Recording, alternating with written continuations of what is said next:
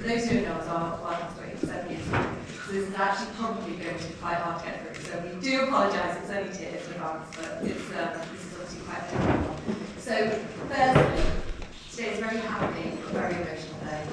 And Dad's not here to stand up to see his beautiful daughter, feel overwhelming pride and make a speech which would all make us cry and laugh out loud because he had a very, very dry wit. So it would have been much better than what we're going to try and do. But anyway, Hal and I are extremely poor substitutes, but in his inimitable style, we've tried to craft a poem that will try to capture our amazing sister. And it will also help us stave off any tears that we might have, because that's the complete aim of today, isn't it? To be frank. Okay, so please try and laugh. It's really sad. Please try. Okay, so anything the Dad would say will start like this. Unaccustomed as we are to public speaking, we'll do our best, Dad, to keep keeping. Some of our speech will in fact rhyme, but a little or a not is perhaps out of time. A hearty welcome and thank you all for being here today to celebrate an amazing couple in this very special way. We will call it an ode to the Herbert duo. You found your lobster, Luo. Like I said, the rhyme's not very good. Just ignore its hype.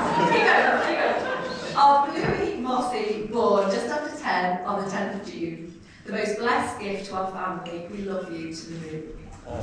A little girl spent walking and cycling through the woods with our beloved dogs. Nothing has changed, but you run much faster off the blocks. A fantastic student, always the sharpest wit, but as a teacher, you've always been known to lose your patience.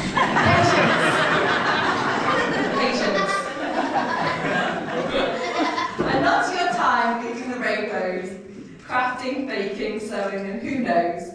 In LOL and CTK, you made your lifelong pals. They're here today, your beautiful gals. Lucy, you've travelled the world like Christopher the Saint. You've collected the odd scar and used your finger to mix paint. Both have. There you go, okay. All that work, and they charged you and Kaz for tea. What a cheek, blimey O'Reilly. Okay, by far the most precious gift of your travels is the good friends you have made along the way, from Nottingham, York, Singapore, London, Southport, and the Kingsway. The Southport, that's really funny. Okay, they lovely Lou. They were there on your hen do, from glamour to dancing queen. They all do. Lucy, you are a rock amongst waves, always giving, kind and true. A remarkable woman, are you? You're wise beyond your years, your ways have brought us to tears. Pray tell, because you know we care, why tea bags must go in the sink, and only in the bin if you dare. Tom, does that resonate? Sometimes you're as daft as a brush. No rhyme needed, but okay. Mush. Well done, Ruth. You got through it well there. So turning probably a little more sentimental now. So today we're thinking of our precious dad, who is mum, that has been our home and our rock. We love you, Dad. We miss you. To Mum, you look absolutely beautiful today. We love you. And we're so happy to welcome Ken here today. And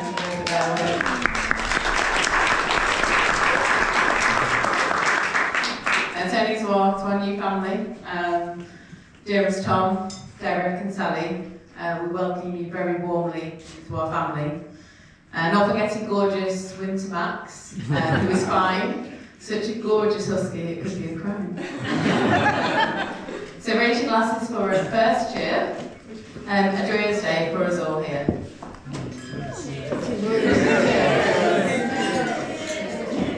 Lucy, Dad has always been your true guide and will always be by your side. The smell of a pipe, 7 of diamonds, the servant king, he is here on this happy day and will never be far away. The pearl of great price, forever to guide your way. Lou, Dad would adore Tom. Tom is one in a million.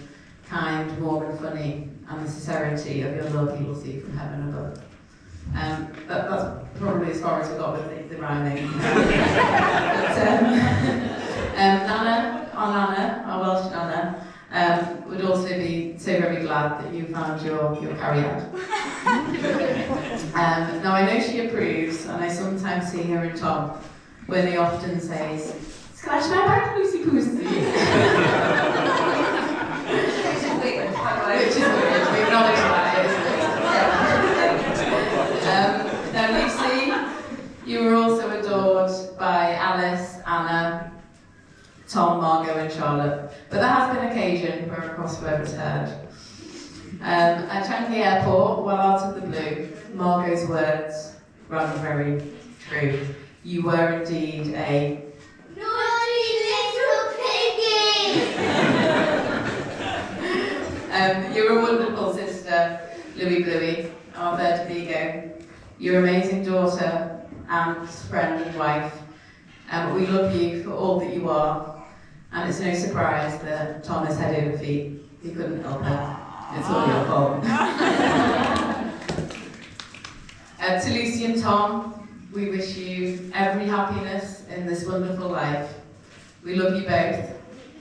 Now this celebration is far from over. Be happy, be merry, have the odd sherry.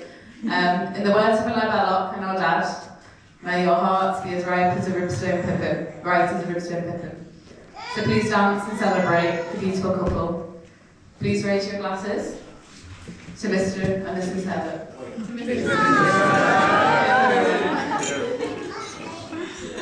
Good job.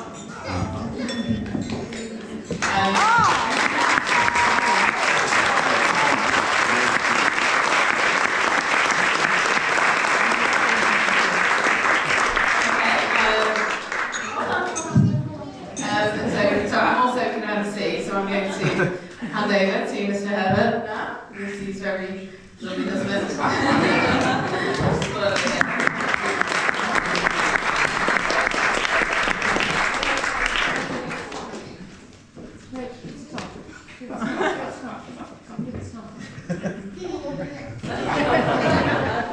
Thank you.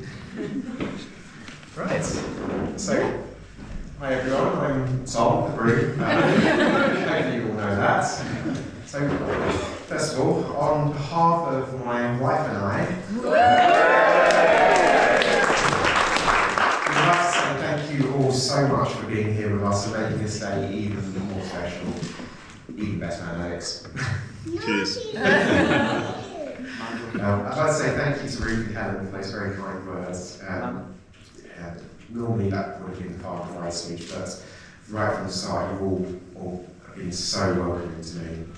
I didn't come along in time to meet Lucy's dad, but as soon as I met her, I realised what a huge influence he'd had on her life, and she showed me what it meant. And he would be extremely proud of the daughter he's raised.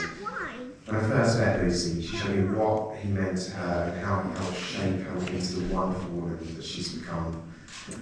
I said really early on, I never felt there was an ex that I had to compete with, but her dad was the one I really had to compete with. And thank you all to all of the Mosses for welcoming me into the family.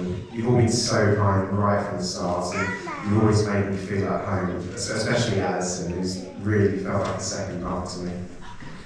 Also, I'd like to thank Morag, Gillian, Jeremy and Sam for their readings, and to nieces and nephews Alice, Anna, Margot, Thomas and Charlotte. With a special thanks to Alice for singing.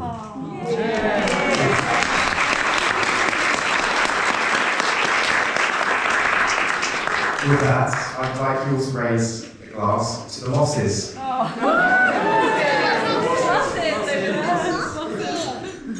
So, on to my best man Alex. So, we've worked together for about 6 years now, and I can tell you it feels a hell of a lot longer. Over the last 2 of those, Alex had the misfortune of also becoming my manager. Quite frankly, that's a task I would have refused to do after being on holiday together, and seeing what a massive liability I can be. I frankly would have refused to do that. Although I feel like the number of shots that I was meant to do on my stag do was enough to put down a small rhino and maybe trying to kill me to get a bit of payback there. Not true. But I really would like to thank you for being a great friend, mentor, and most of all caretaker over the last few years. So, please join me in raising a glass to the best man, Alex. So, as well as Lucy's dad, there are a few other special people I'd like to mention. So my nan, Lucy's aunts, Jean and May, her Nana Ruth, as well as any other friends that have not been able to make it today. It's a pretty short one. So I'd like you all to raise a glass to absent friends and family. To absent friends and family. So, on to the fluff man, who's currently locked away because he's being a bit hyper. But even though Lucy wouldn't let me ask the priest if he'd bring it along when he's in the ceremony, I know how much she's come to love him. She's really embraced him and accepted that they will never have any fluff-free clothes or house ever again. But she does find it very reassuring that I've told her that I do in fact love her more than that.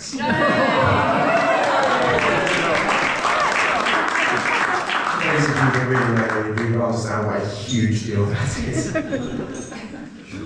On to my mum and dad.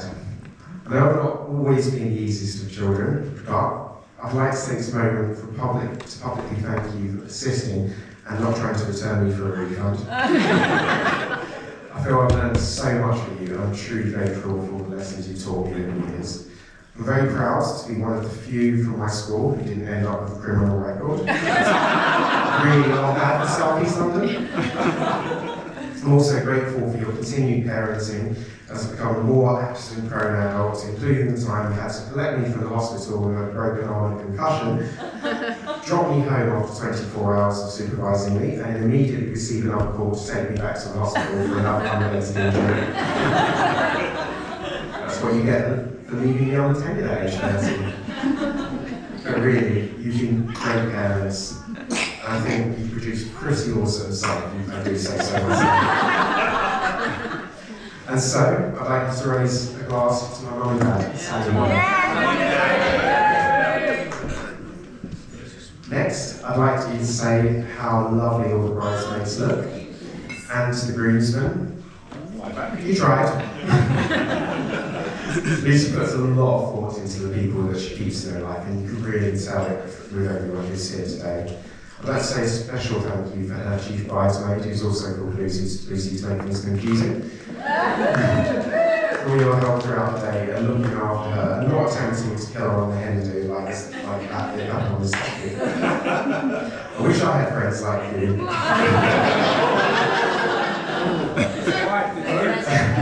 And to all the bridesmaids, thank you for being such great friends in my life.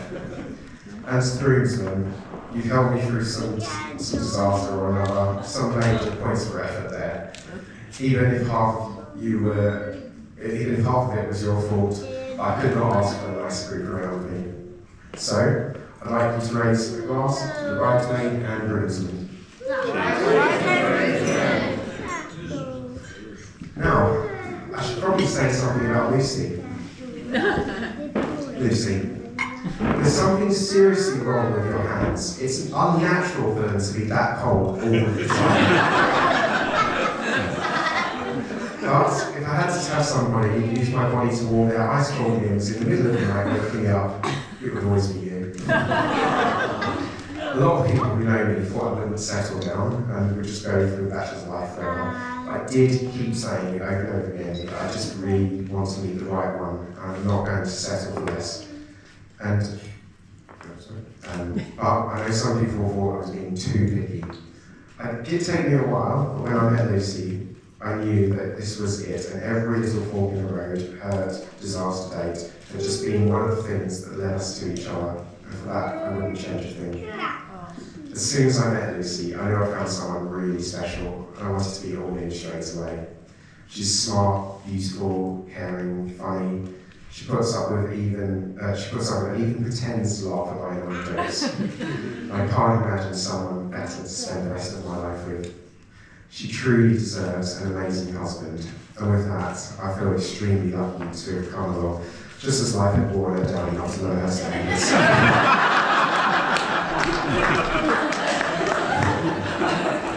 I really hope that I can live up to everything that you deserve and spend my days making you as happy as possible.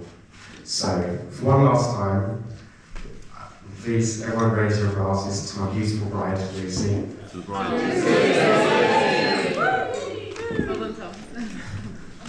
And with that, I'll leave you with the best man speech. I should warn you, Alex was dropped on his head many times. His memory of events is not usually as accurate as it should be. He's also a compulsive liar. So, keeping that in mind, believe nothing that he says, and I'll pass you over to Alex.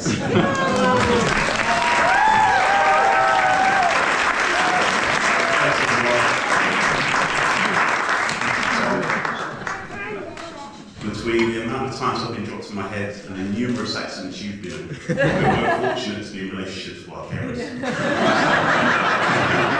Hi everyone, I'm Alex. I have the honour of being the best man today, so welcome. So just to kick off, the best man speech is traditionally a time to mark the closing of one chapter for the group before the opening of another. But before I say another word about the group, I'd like to go on record and say just how fantastic, one, the bridesmaids look. You guys look absolutely incredible. And you've totally been outshone by the bride herself. You look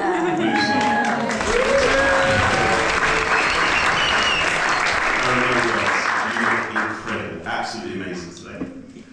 So groomsmen, this is probably breaking with tradition a little, but you've also scrubbed up really well.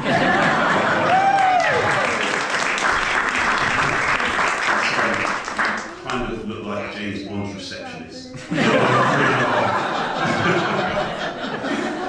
So as Tom alluded to, I first met him 6 years ago, and I was thinking about this the other day, our first conversation, and the way I felt when I first met him. And I think the words I found to describe it was, is this bloke still stuck in his factory setting? Because to say Tom is eccentric or unique is an understatement, let's put it that way. And for those of you who don't believe this, I have a couple of examples. So, firstly, there was the time, and I'm sure you remember this, that one time you decided to go naked bike riding through London. What? Yeah, so I'm not sure if he shared this story with you, but exactly what says in the tin, he was naked in the daytime on a bike in London. I haven't been on a Horace bike since. And then there was the time that you decided to take it one step further and go naked speed dating.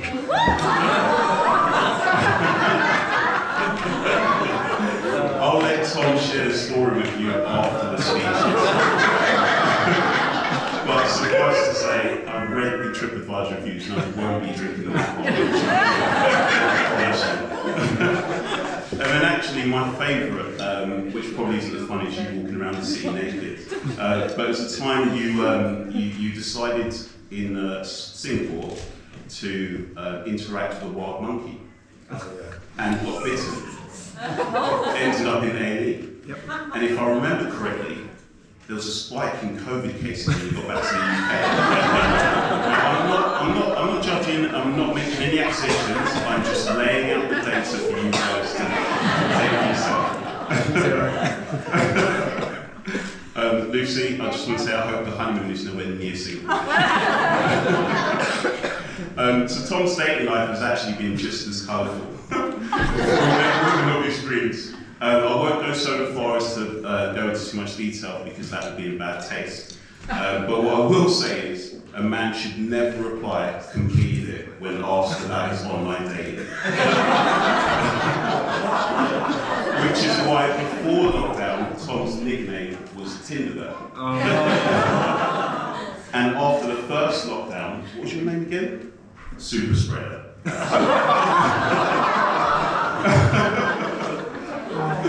Suffice to say, Tom had to kiss a lot of frogs to find his queen. I remember the first time that Tom mentioned Lucy to me. We were having one of our weekly catch-ups, work catch-ups to be specific. that normally turn into just general chit chat after the first 5 or 6 minutes. It just taken Lucy on one of his infamous dog walking dates with Max, and I'm convinced he only, infamous dog dating walks with Max. I'm still convinced, Lucy, that the only reason you gave him a second chance was because of Max, and Tom came as part of the deal. Sort of like Happy Meal, but sad.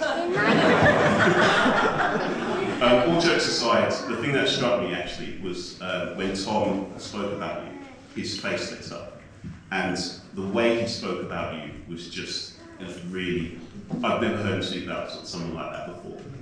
And it made me realise that you actually had found a fantastic girl. And to an extent that I remember one time you were speaking about her and you had this sickeningly sweet smile come up across your face. Mate, I loved it as a friend, but I also wanted to punch you. Now, I highlighted that Tom is quite a data-driven individual. And not a lot of you guys will know this, but Tom actually put together a matrix to help him with dating. So it's basically a spreadsheet that it had a bit of information about the types of things that he was looking for in his ideal woman. Honestly, he called it the dating matrix, and that night I think I cried because I realised I wasn't cool anymore by association. So an example of this would be, does she like dogs or men with dad bods? Luckily, Lucy loves both.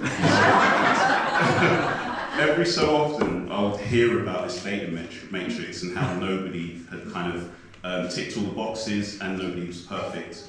Then Lucy, he met you. And I can honestly say that all changed. I genuinely haven't heard about this matrix again, so I hope you've burnt it, because I don't want to see it. And that's when I knew you found the girl for him. Lucy, it's plain to see that you make my friends really happy. And just how much you've changed his life for the better. I look forward to seeing you continue to have that positive influence on his life. Tom, we've known each other for a long time now. We've known each other for a very long time. I sometimes feel like I genuinely spend more time with you than my actual missus. Sorry. We've shared some incredible moments, and you've always had my back whenever I've needed you most. I love you, and I look forward to playing a supporting broadcast role in this new chapter of your life with your beautiful bride. Now, before I close out, Tom, Lucy, I want you to do one thing for me. I want you to take a look around this room and just take in all of the smiles and all of the love that surrounds you.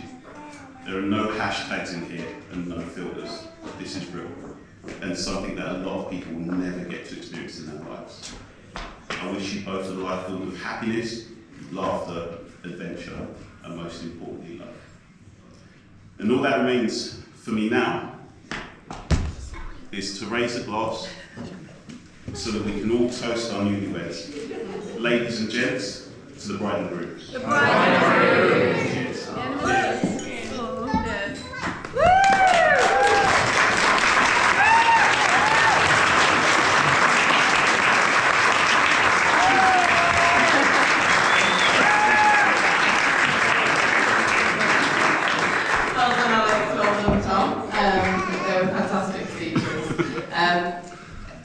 Lucy and Tom, are you ready to cook the cake? Oh yeah! So everyone, please come around, take photos. Enjoy the moment. After we've cooked the cake, pick up your bottles. We're going to take them back over to the coach house. The fantastic team here. I should actually kind of say thank you so much for today. It's been wonderful. We're going to clear the room and set up for the evening. So we'll go over to the coach house, bring your drinks. Let's cook the cake.